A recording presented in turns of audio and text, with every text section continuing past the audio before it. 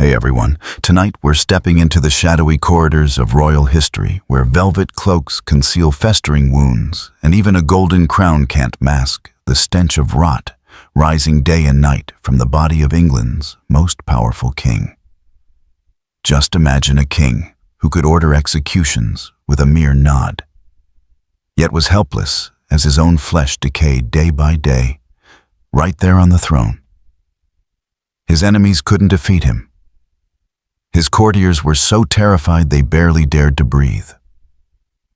But in the end, it was his own body, his blood and flesh, that betrayed him.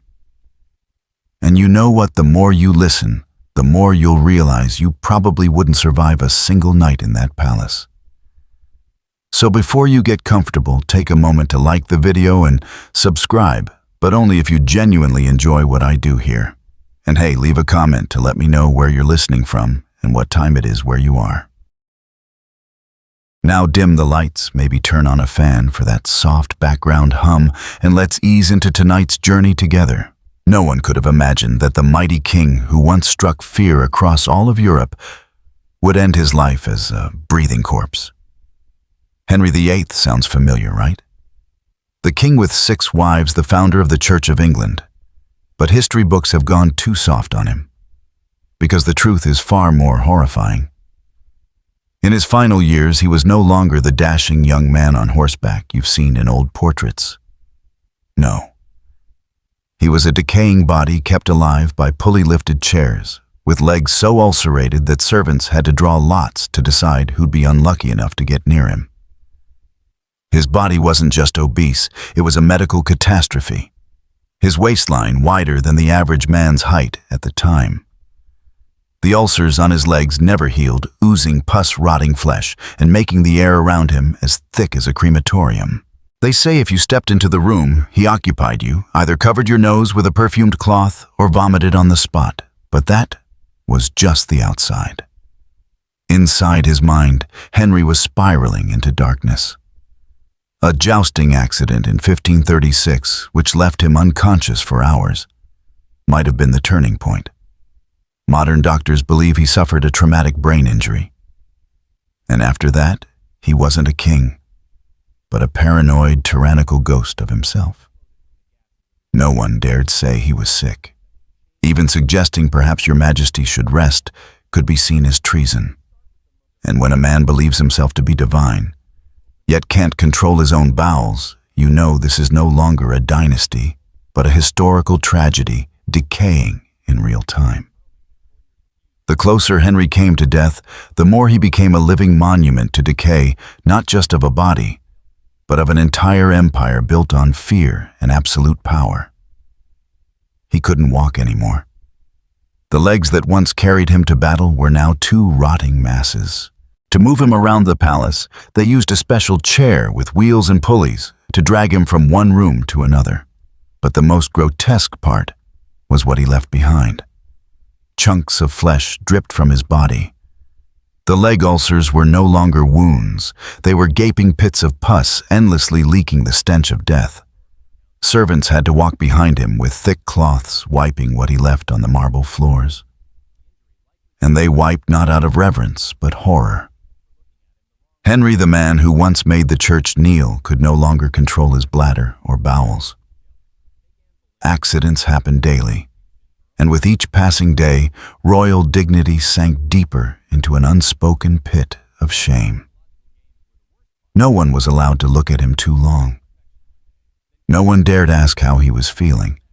Even the royal physicians' men, used to the blood and boils of the Middle Ages, had to step outside to gag every time they were summoned to inspect his wounds. They called the ulcers holy wounds, not out of reverence, but because they didn't know what else to call them. He lay there each night in the shadowy expanse of Whitehall Palace, surrounded by the scent of burning candles, poultices, dried blood, and thick pus. Every sound was monitored, every door guarded. Henry slept with a dagger under his pillow and a loaded crossbow at his bedside. But the most terrifying threat didn't come from outside. It came from within. Henry began talking to himself. At night he mumbled strange words in a groaning voice, waving his hands in the air as if trying to swat away something only he could see. One servant recounted entering the room at midnight and seeing Henry sitting up naked, his skin stretched tight like it might burst, hissing, "Get away! Don't drag me down." They never asked who he was talking to. The pain in his body kept him awake. He demanded strong liquor day and night, not to dull sorrow, but to numb pain. But it only bloated him, further quickened his breathing, and turned his urine the color of rusted iron.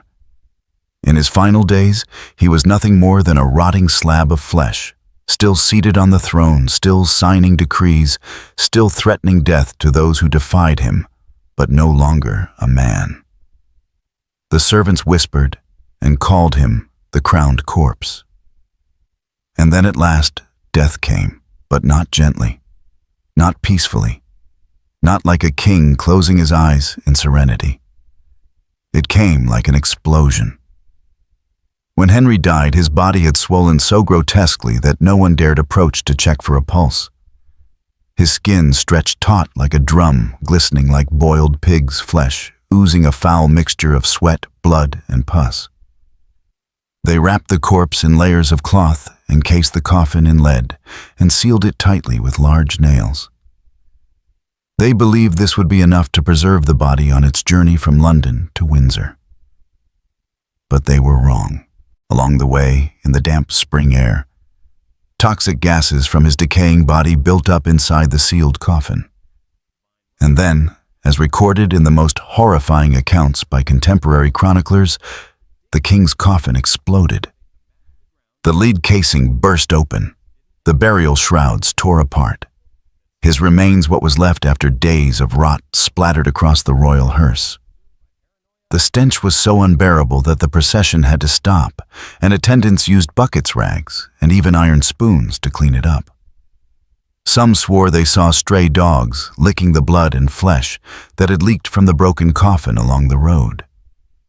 The king, once hailed as appointed by God, now served as carrion for wild animals by the roadside. Even his burial was a disaster. The grave had been dug twice as wide, but the earth beneath the coffin kept sinking, unable to bear the weight of the lead, the wood, and the rotting mass inside. It took several attempts to lower the body and seal the grave. But peace never came. Years later, people claimed that from Henry's burial site, strange sounds could be heard at night. Clanking metal, heavy breathing, and an unexplainable stench seeping from the ground. Maybe it was all just myth. But maybe a soul, unfreed, festering, groaning, screaming, still lingered beneath the cold stone. If there was one thing Henry VIII did with a near-religious devotion, it was eating. But for him, eating wasn't just survival.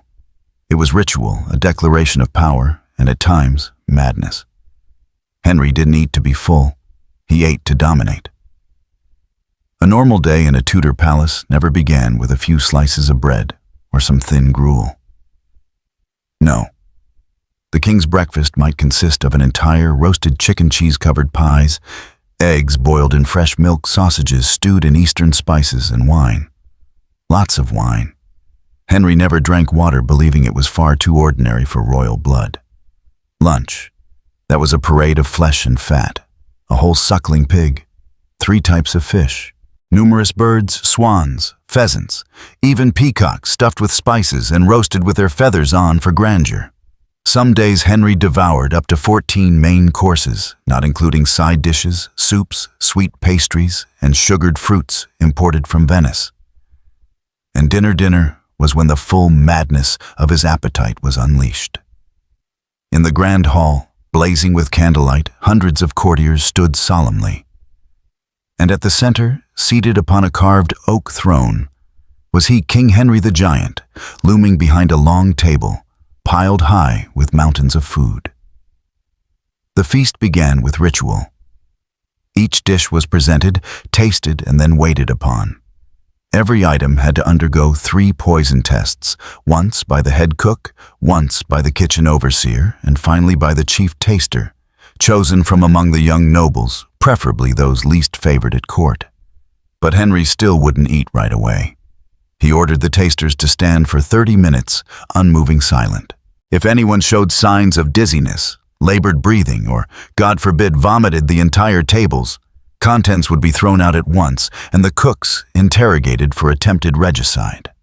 Only after the poison-waiting ritual did the true meal begin. Henry ate with his hands. Though he had an abundance of silver cutlery, he preferred the sensation of gripping blood and sang with bare fingers. Enormous napkins were changed every 10 minutes. Occasionally he would laugh loudly, tossing bones to the floor like a Norse god in a frenzy.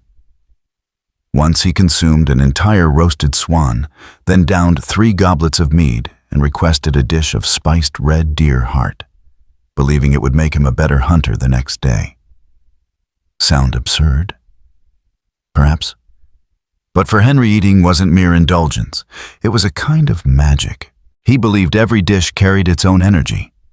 Venison made him powerful, swan bestowed majesty, eel increased intelligence, and especially raw oysters were the secret to stamina in bed.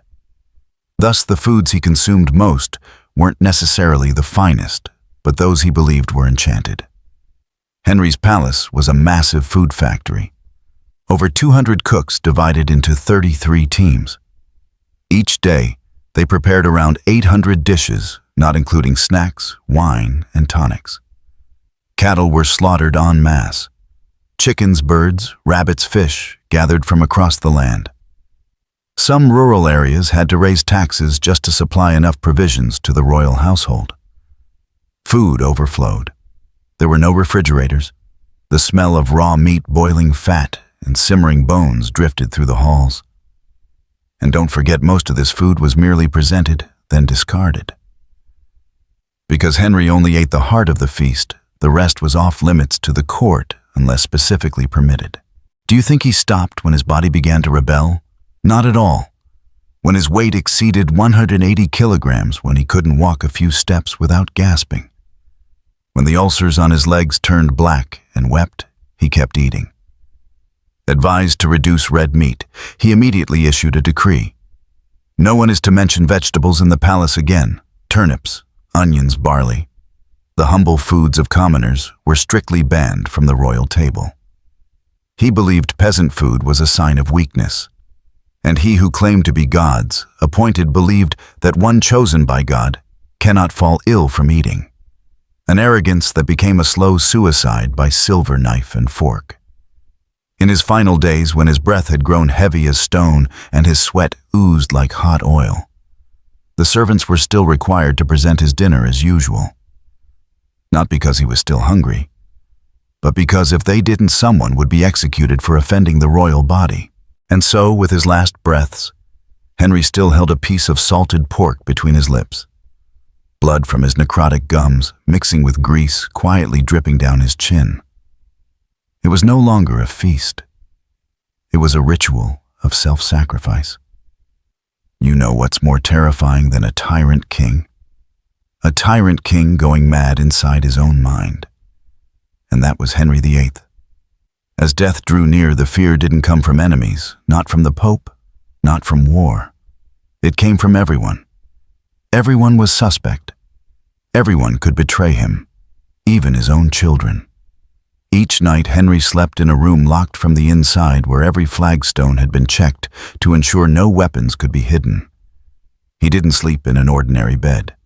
He was placed in a fortress bed guarded on all sides with wooden shields overhead, 3 daggers beneath his pillow, and by his bedside a loaded crossbow. What would make a king need such defense? The answer, his own imagination. Henry trusted no one. Not the Queen, not his advisors, and especially not those who were once loyal. Once, a courtier accidentally looked into his eyes a little too long. The next morning, the man vanished. 3 days later, his head appeared on a spike at Traitor's Gate with a sign reading, "Eyes must not rise above God." Henry needed no proof. If he felt someone might betray him, that was reason enough for execution. From then on, the entire palace walked on eggshells. Every word, Every gesture, every cough could be a death sentence.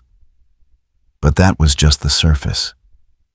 The real madness lay underground, where Henry had built a spy network so intricate, so terrifying, that even today, it's taken centuries to understand it fully. Every palace he inhabited contained secret tunnels, hidden doors, and eavesdropping chambers. Not to escape enemies, but so he could spy on his own people. He had small holes drilled into the walls of council rooms behind embroidered tapestries within painted portraits. Places where agents sat silently for hours, recording every whisper, every name mentioned, every suspicious laugh. There was no privacy. Even the private chambers of Princesses Mary and Elizabeth were bugged with wooden funnel devices carrying sound back to listening rooms. Henry believed his daughters were plotting against him, even though at the time Elizabeth wasn't yet 10 years old. But you think that was all? He even had spies watching the spies. Why? Because Henry believed even those he hired to spy on others were betraying him, so he hired a second group to watch the first, and a third to monitor them all. No one knew who the real agents were. A person could be accused simply for laughing at the wrong time. A whisper could send an entire family to the Tower of London. And in this tangled web, Henry was the great spider at the center, watching every thread, giving the slightest tug, and someone at the other end would hang. His paranoia didn't stop at politics.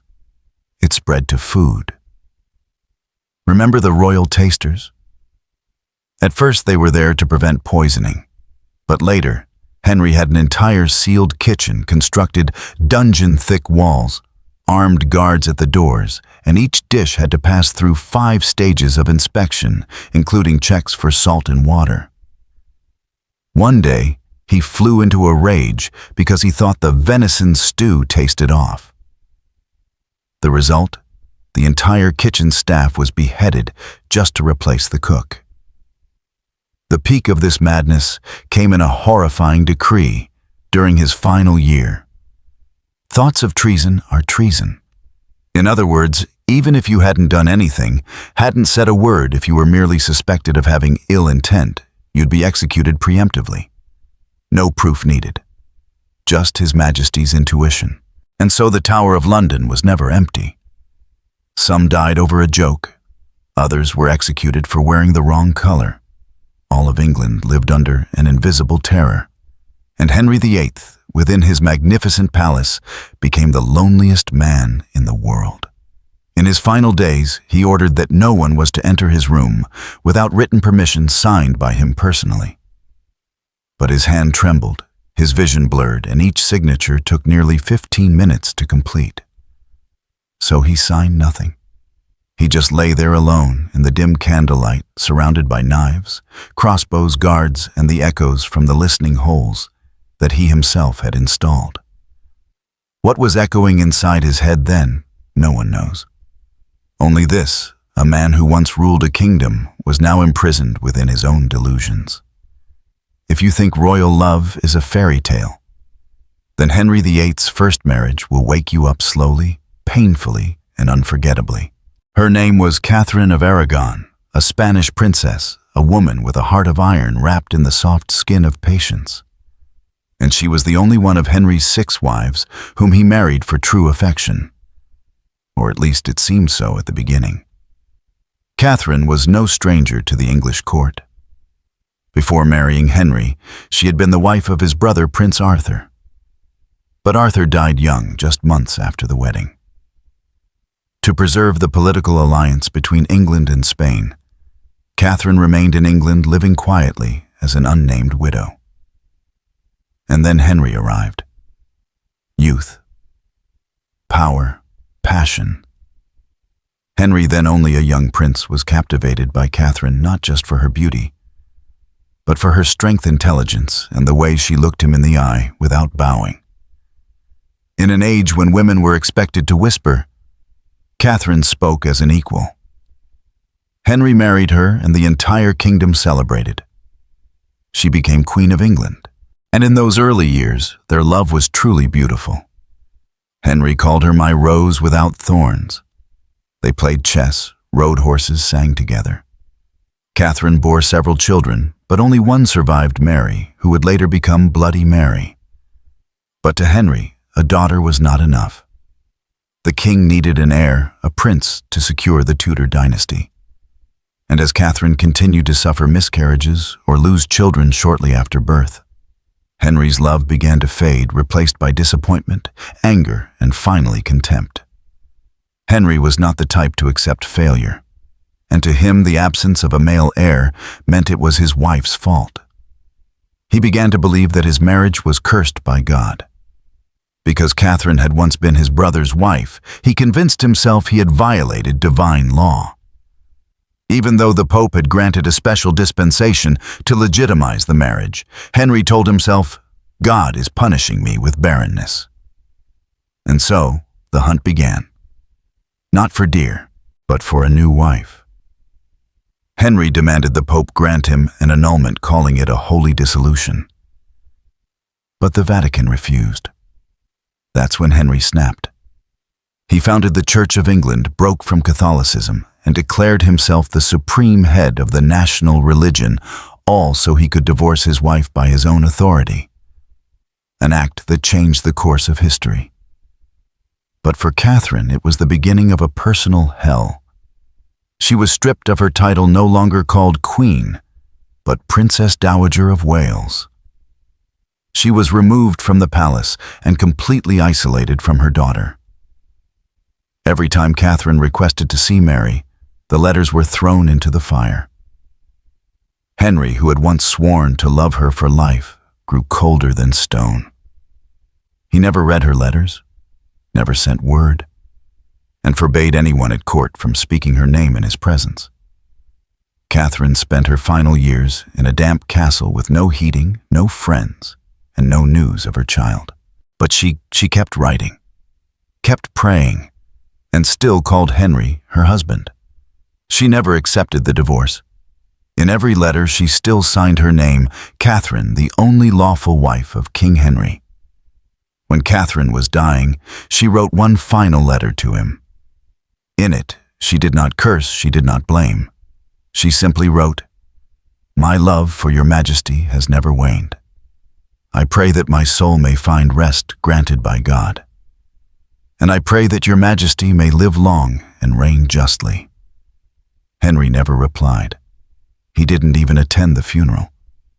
And some whispered at court that she had been poisoned on the orders of the new wife, Anne Boleyn, to erase the shadow of the rose without thorns.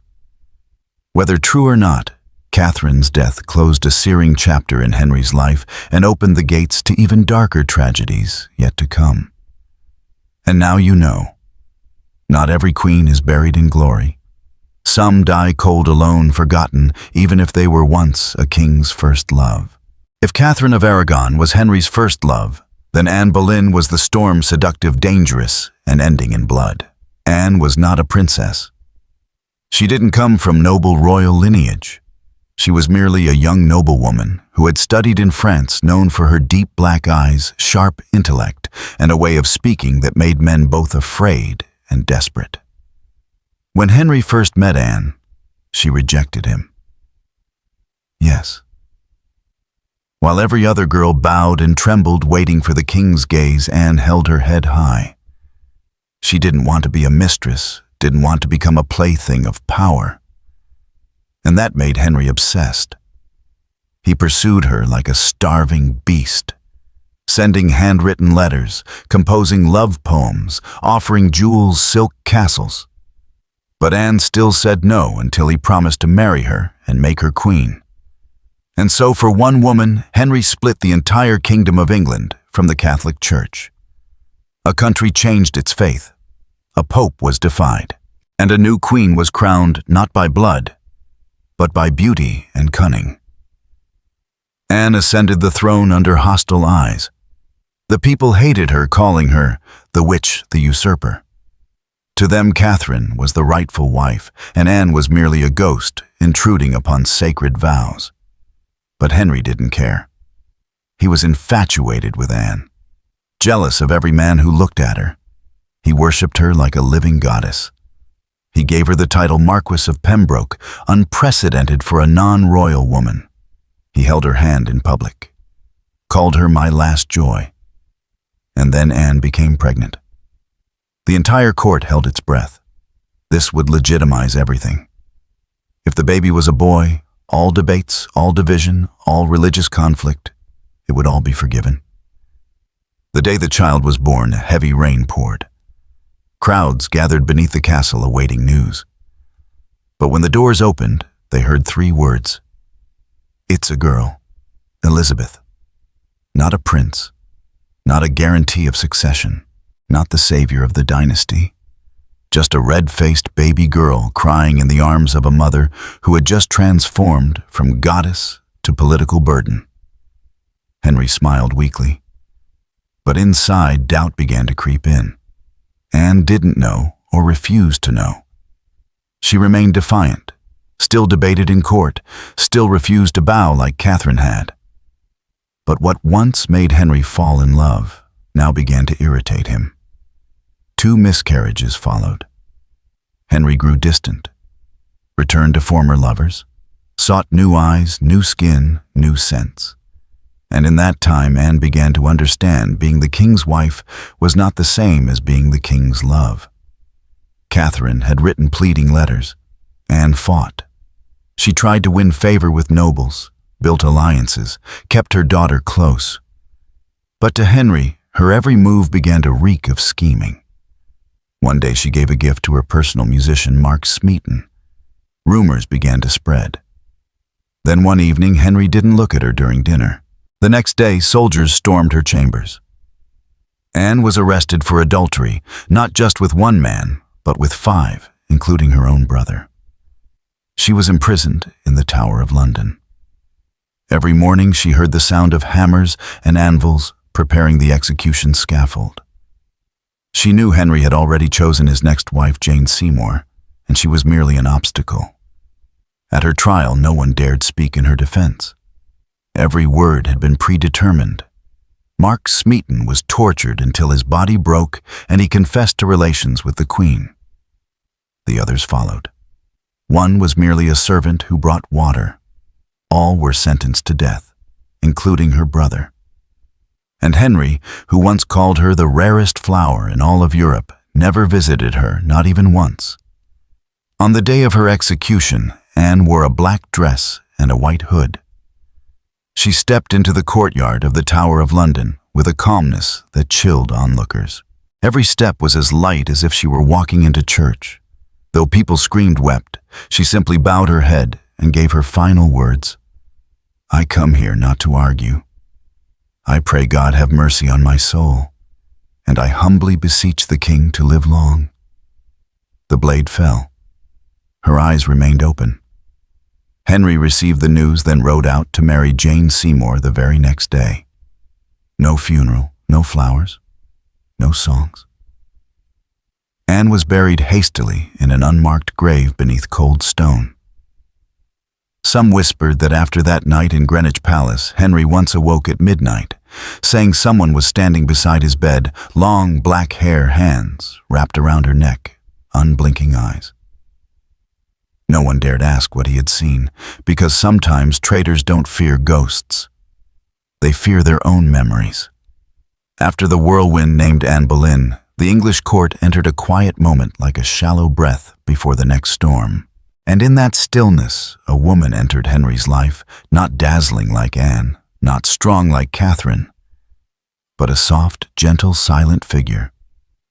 Her name was Jane Seymour. Jane wasn't the type of woman who kept Henry awake at night. She was no political weapon, no carnal obsession. She was comfort. After so many battles in love, Henry wanted peace.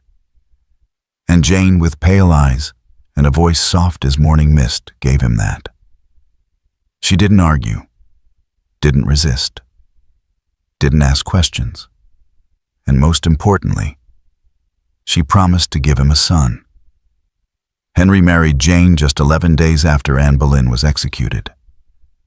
The wedding was not grand. No lavish celebrations. It felt more like an administrative procedure than a royal ceremony. Some whispered he hadn't let his last wife's head go cold before placing a crown on the new one. But Henry didn't care. He placed all his final hopes in Jane, the quiet woman, with small hands always clasped gently in her lap.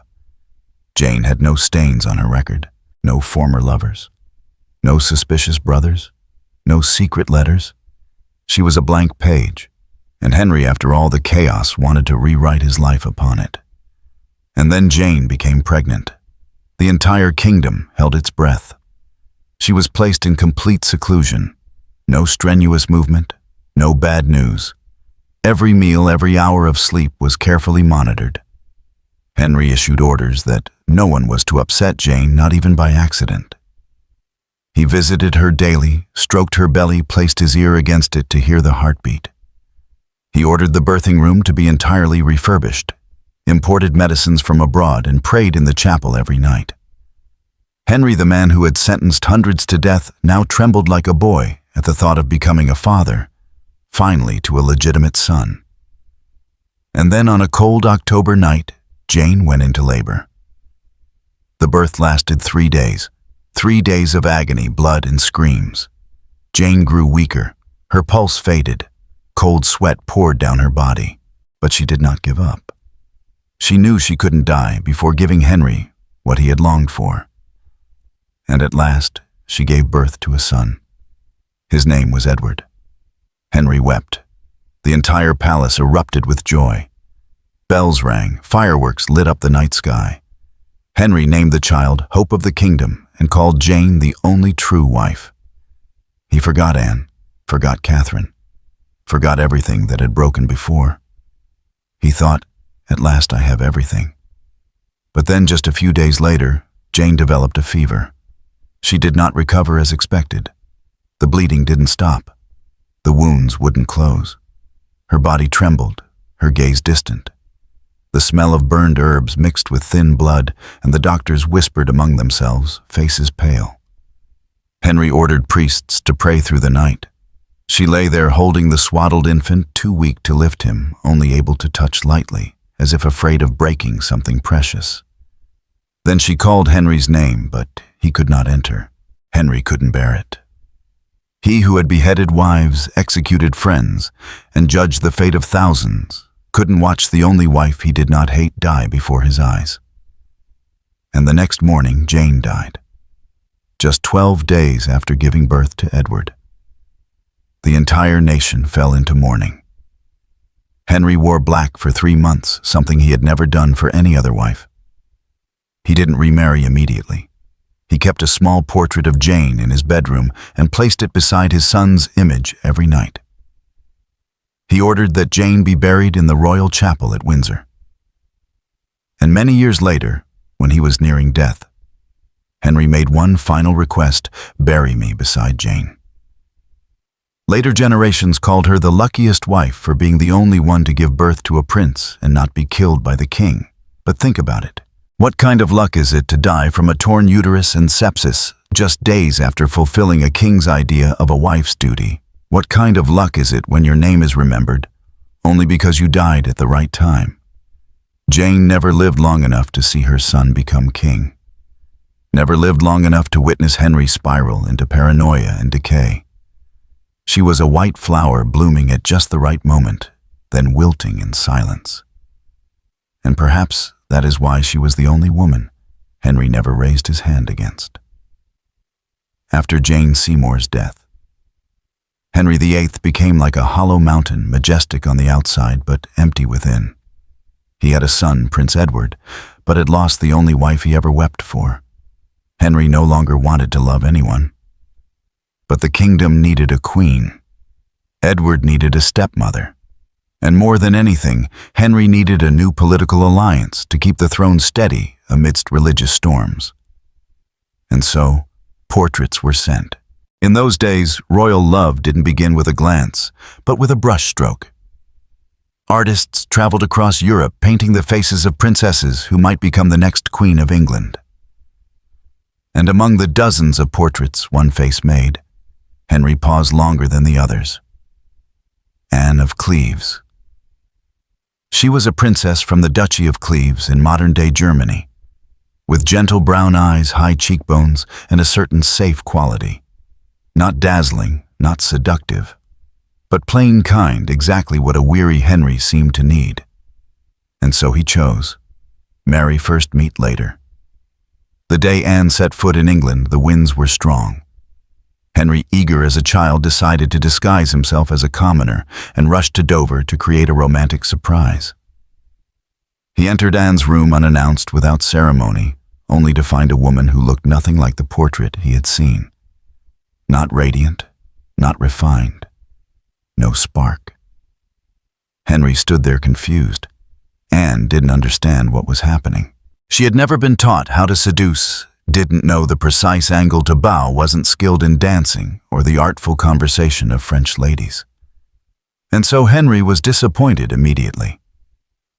In his journal, he wrote, "I felt nothing. No desire, no thrill.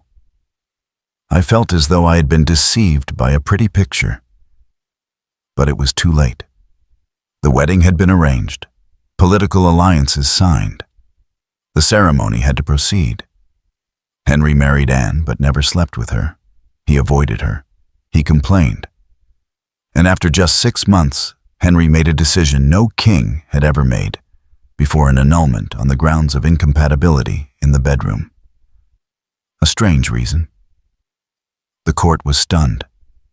The clergy had to scramble to create a legal basis so Henry wouldn't be seen as making an irrational divorce. Anne, the woman who had left her homeland and barely had time to understand what marriage meant, now stood on the brink of being sent to the scaffold like Anne Boleyn. But she didn't get angry, didn't argue, didn't weep. She asked just one question: "If I sign, will I be safe?" Henry nodded, and Anne, with a single signature, turned herself from queen into the king's sister. And something strange happened. Henry liked her more after the annulment. He gave her a grand estate, a generous pension, and a special place at court. Anne was allowed to attend banquets live freely, travel at will. Something no other of Henry's wives ever received after parting from him. People called her the smartest woman in Henry VIII's life. Not because of beauty, not because of children, but because she knew when to leave and how to survive. Anne lived out the rest of her life in peace. She witnessed Henry marry 2 more times, then die rotting in both body and legacy. She outlived him, outlived many of his successors. Not beheaded, not poisoned, not exiled. Just a quiet shadow in history, walking softly and safely. Once, when asked if she had any regrets, Anne simply smiled and said, "I was once a queen. Then I was no longer a queen, but I'm still alive. And I have a home to return to." A simple answer. But in the Tudor court, where heads rolled with every moon, survival was already a victory. If Anne Boleyn was fire, Jane Seymour was rain, and Anne of Cleves was morning mist, then Catherine Howard was a fragile spring sunbeam. Young, beautiful, joyful, and then swallowed by the darkness of a king slowly decaying. Catherine Howard was Anne Boleyn's cousin, but her fate was a bloody echo. She was only 15 or 16 when brought to court, a girl, nothing more. And Henry, now nearly 50, so obese he could no longer walk. Unaided, his legs ulcerated and constantly groaning in pain, saw in Catherine the last flicker of light in his rotting life. No one dared refuse the king, even though he was no longer the charming Henry of old. Catherine was chosen to make the king young again. Henry called her the jewel of the court. He gave her jewels, lands, private dances. She danced, laughed, and called him my dearest husband, with a voice as youthful as a schoolgirl in a play. Henry believed he was loved, and for the first few months, Catherine lived like a fairy tale princess. But fairy tales never existed in the Tudor palace. Catherine was not as innocent as she appeared. Before arriving at court, she had already had private relationships with 2 men, a music tutor and a servant. Both of them knew secrets Catherine should have buried with her. As the truth began to leak, the court panicked. Because Henry was not just a man in love, he was a king who did not tolerate betrayal. Secrets were dug up like bones from a graveyard. Letters, testimonies, rumors. Henry, from love-struck king, became a wounded beast. He could not believe that the girl he had called an angel had once belonged to someone else. And then one discovery shattered everything Catherine had continued seeing her former lover inside the palace. The man's name was Thomas Culpeper, a royal guard. Young, handsome, and trusted by Catherine enough to receive handwritten letters, "I die for you. And if anything happens, I only wish we could be together, even in hell." That last line became prophecy. Catherine was arrested in the middle of the night. No time to cry, no chance to explain. The king's orders were clear: investigate, execute, no mercy. She was taken to the Tower of London. The girl who once danced in the great hall now curled up in a cold stone room, no cushion, no light. It was said she screamed endlessly, calling out Henry's name, begging for mercy. But Henry, the man, who once wore a golden crown, now seated in a special wheeled chair to avoid pressure on his ulcerated legs, did not move. Thomas Culpeper was beheaded. Catherine's former lover, Francis Derham, was hanged, drawn, and quartered. And Catherine, she was never given a trial, never heard a sentence, because Henry passed a new law. Anyone who marries the king and conceals a sexual past shall be guilty of treason. A law created solely to punish one person. On the day of execution, the sky was ashen like soot. Catherine wore a pale gray dress. She didn't cry, didn't plead. She made only one strange request: "I wish to be taken to the scaffold a day early to touch it, to know how it feels." No one knew why. Perhaps to prepare herself mentally. Perhaps her mind had already cracked from fear. And then the next morning, Catherine Howard, the girl once called the king's final sunshine, knelt on the stone courtyard and placed her head upon the block. Before the axe fell, she said, "I die a queen, but I would rather have died the wife of Culpeper." The axe hissed through the air like wind slicing the night. One stroke. Silence. Catherine died before the age of 20. When Henry was told her head had fallen, he said nothing. He simply ordered music to be played, then fell asleep to the sound of a lute. But from that day on, no one ever heard him laugh loudly again. After Catherine Howard, the young wife beheaded for an unclean past, Henry VIII entered a long silence. He was no longer the king, intoxicated by love. No longer the man who wrote love letters, gifted flowers, made promises. No longer the youthful figure on horseback wielding a sword beneath the evening sun. He became a rotting mass of flesh, sitting motionless on the throne, groaning from pain, screaming at night from dreams of heads he had sent tumbling. Henry no longer needed love. He needed a caretaker. And that person was yet another Catherine. Not a former wife, but Catherine Parr. She was over 30, older than any of his previous wives, twice widowed, a survivor of war, and most importantly, she knew how to remain silent when it mattered. Catherine wasn't stunningly beautiful, not youthful, not delicate, but she had what Henry now craved more than beauty: stability. She met Henry at a banquet gathering. He sat in a footrest chair, his bloated face flushed, the ulcers on his legs leaking through the bandages. Catherine didn't greet him with excessive warmth. She didn't bow too deeply. She simply met his eyes gently, as if he were still a man. And Henry, the man who had destroyed so many women, felt peace for the first time after decades of violence and paranoia. Henry proposed to her.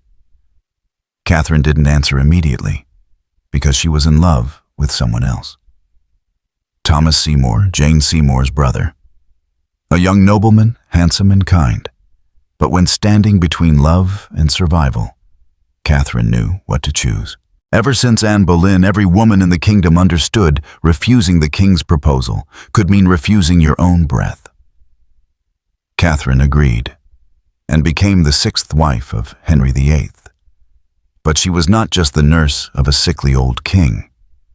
She was the only one who dared speak of philosophy and religion with Henry, to debate without being beheaded.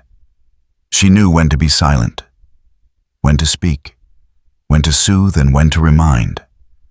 One night, when the ulcers on Henry's legs smelled so foul that even the guards requested to be reassigned, Catherine still sat beside him, reading the Bible in a soft voice. "For dust thou art, and unto dust shalt thou return." Henry, instead of raging, wept.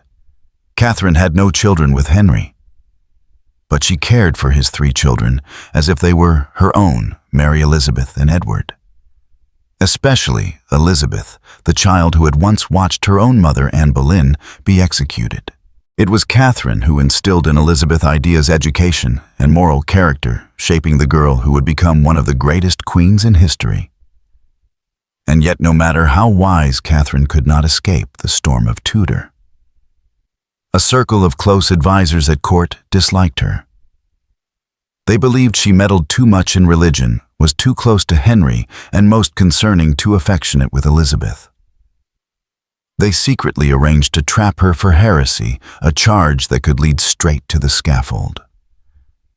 One night, while Henry slept, she learned that an arrest warrant had already been drafted, awaiting only his signature. She didn't sleep, didn't eat. The next morning, she went to Henry's chamber, knelt, and said, "I am but a poor, ignorant woman. All I have ever said of religion was to please your majesty. I learn from you, and you are the only light in my understanding."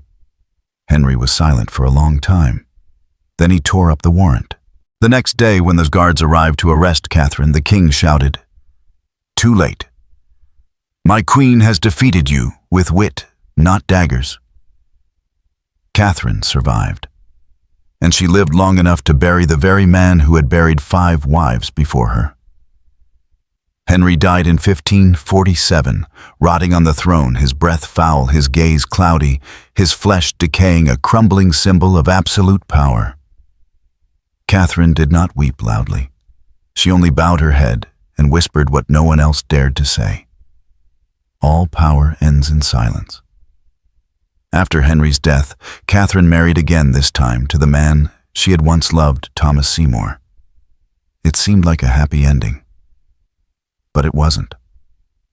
A few months later, Catherine died from childbirth complications.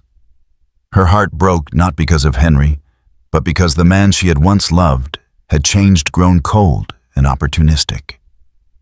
And so the only wife to escape the king's wrath died of a different kind of broken heart.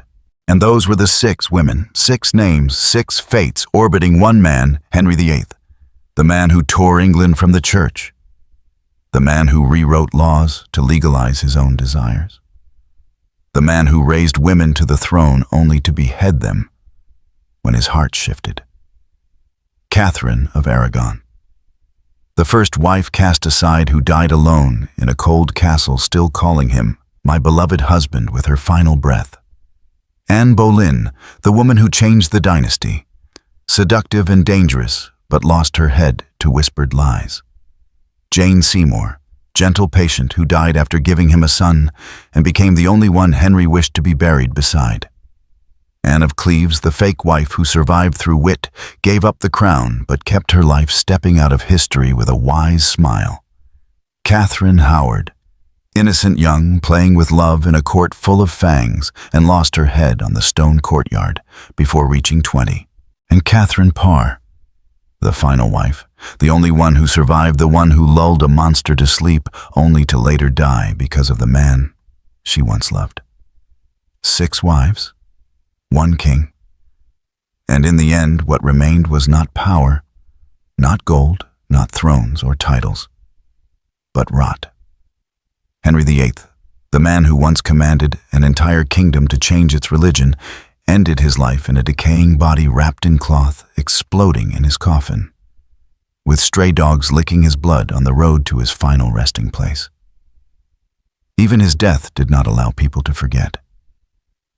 Because some figures are so powerful, even their corpses carry hauntings. When people speak of Henry VIII, they often speak of 6 wives. But if you only look at the marriages, you'll miss the most essential truth about him. The nature of a man who never knew enough. Henry wasn't just a king. He was a child forever trapped in the body of a ruler. A man who couldn't tolerate rejection, couldn't endure failure, and never forgave anyone who made him feel small. In his youth, he was everything the English hoped for in a monarch: tall, strong, a skilled writer, a musician, intelligent, even capable of writing poetry.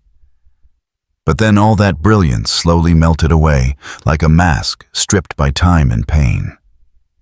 Henry was obsessed with the sensation of absolute control. With women, he wanted not just love, but admiration, fear, and complete submission. As long as they bowed, he praised them. When they spoke, resisted, or simply failed to bear a son, he saw it as personal betrayal. No one was allowed to make him feel weak. No one was allowed to make him feel human. He changed laws to legitimize passing desires. He shifted the entire religious identity of a nation to divorce a wife. He executed trusted friends on suspicion alone. He married a girl young enough to be his daughter, then had her beheaded months later because he suspected her gaze belonged to another. And strangely, he still believed he was right. Not just right, but divinely appointed. Henry didn't see himself as a man. He saw himself as God's chosen. And when you believe your blood is sacred, every action you take, whether seizing, killing, or betraying, can be justified with a single sentence: it is the will of God. Henry was a man who was always thirsty. Thirsty for love, thirsty for power, thirsty for recognition. Nothing was ever enough. One throne wasn't enough. One church wasn't enough. One wife wasn't enough.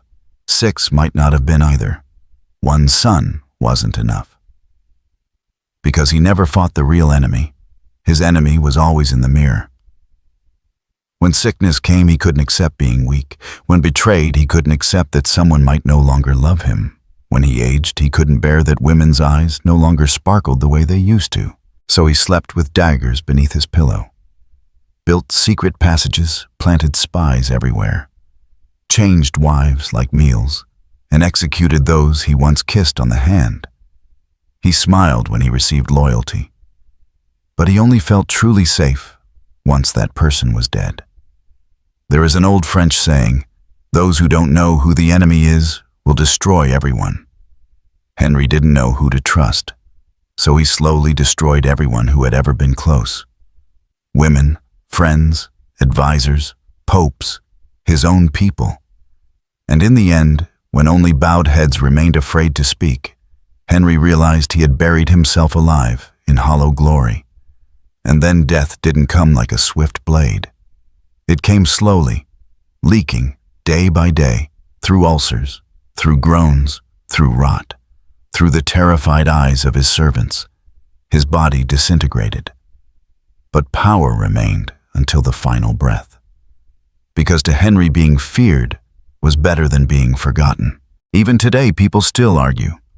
Who was Henry VIII? A great reformer, a tragic father, a mad tyrant, or simply a child who never learned how to accept the word no? Perhaps he was all of it. And perhaps that is why more than 500 years later, people still can't sleep after hearing his story. And so when he was finally buried deep beneath the earth in a lead-lined coffin beside the only wife he never beheaded, Henry VIII no longer heard the cheers, nor the music, nor the praise. He was left only with silence, the one thing he feared most. Because all his life, Henry never tolerated being alone. He never allowed himself to sit still in silence. He never permitted a space without footsteps, the flutter of silk fans, the sound of lutes, or the echo of obedience. Silence to him was not peace. It was the sign that betrayal was near. So he used power to fill every void, filled it with decrees, with bodies, with the fear of his subjects, and with the souls of the wives he once kissed, then sent to the scaffold. And that is his true legacy. Not the Church of England, not Edward, Mary, or Elizabeth, not castles or proclamations, but a feeling that when power exceeds human limits, it doesn't create gods, it creates monsters. Henry VIII is a mirror of ambition, of passion, of paranoia, and in the end of a loneliness no one could save him from. History does not sleep, and sometimes it speaks. In the still of night you may hear the wind rushing through the old stone corridors of Hampton Court Palace, the soft roll of a specially made chair built for a king too fat to walk, the light footsteps of Catherine Howard running down the hallway begging for her life, the whisper of Anne Boleyn hair caught in the wind asking Henry again, "You promised to love me forever, didn't you?" But no one answers. Because history, no matter how often retold, cannot resurrect regret. It can only whisper that it once happened. Are you still awake, if so? Then remember this before you close your eyes. Those who have everything don't always rest in peace. And sometimes the dead never really leave. Sleep deeply. Don't dream of Tudor palaces. Don't hear the crack of a coffin bursting with rotting flesh. And if you happen to meet Henry, remind him, sometimes the only thing a man truly needs is not a crown, but a soul that does not decay. Good night.